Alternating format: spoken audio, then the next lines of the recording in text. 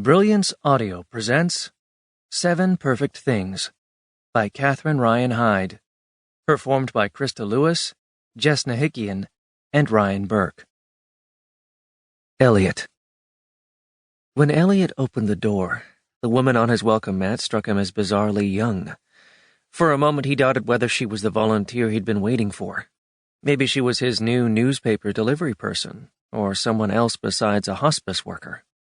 Then he was struck by the disturbing thought that he'd gotten old, or at least old enough that grown adult human beings looked bizarrely young to him. Meanwhile, he was just standing there, one hand on the knob, looking at her. "Mr. Colvin?" "Elliot's fine," he said. "Are you a volunteer?" "Yes," she said. "Julia." Come in. He stepped out of the doorway to allow her in, and closed the door behind her. "Thank you for coming. My wife is upstairs." They walked to the stairs together and began to climb. Elliot was seized with an uncomfortable sense of exposure, as though the sadness of his life was on too microscopic a display. But he wasn't sure why so suddenly and why now. Nurses came to and went from his home on a daily basis. Maybe he expected them to have a more clinical view of illness and loss. Young Julia seemed more wide-eyed, as if taking in his pain in real time. "Is she—" Julia began as they climbed the stairs. "Conscious?" "From time to time," he said, and did not elaborate. He led her to the door of the master bedroom. "Honey?" he called at the doorway. "Pat?"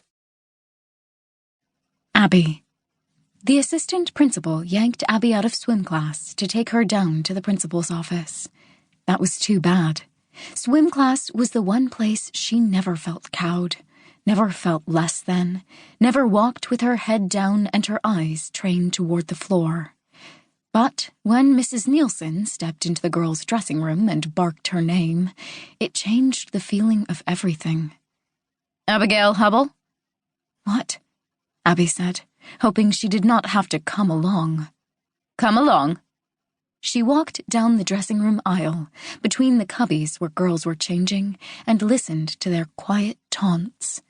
They were just sounds, really, muttered sounds that the assistant principal likely didn't hear. "Ooh," the same sound from each girl.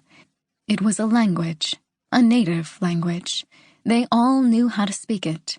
They all knew what it meant. "Girl, you are in trouble now." But Abby had no idea what she had done. She followed Mrs. Nielsen out of the pool area, walking a couple of steps behind, properly subservient. Her heart hammered, and she wanted not to speak because she knew her voice would sound breathy and desperate and betray that she was afraid. But she had to know. The suspense was killing her. "Are my parents here?" Her voice sounded breathy and desperate and betrayed her fear, just as she'd known it would. Mary. She thought her husband had left for his physical therapy appointment, but when Mary walked into the bedroom, feather duster in hand, she ran into him, almost literally. He had her top dresser drawer open and was counting the money she'd been keeping stashed in a sock at the very back, hidden, or so she had always believed. She stopped and stood statue still, feeling her belly turn to ice. The sensation spread quickly. Soon her fingers and face also felt strangely cold and tingled. He looked directly into her face, missing her eyes by an inch or two. He didn't seem about to fly into a rage, but his energy was tight and dark. Stan was not a large man. In fact, he was an inch shorter than Mary, who had not worn heels in all the years since their first date. But he was wiry and powerful. He had taken to combing his graying hair over a bald spot in back, but it didn't cover the truth. He had veins that throbbed in his temples when anything made him feel that his world was spinning beyond his control. Mary could see one of them throbbing now. "Why don't I know about this?" he asked. He seemed to be working hard to keep his voice even. "There's almost 3 $300 here. Why would you have $300 that I know nothing about? Where did all this come from?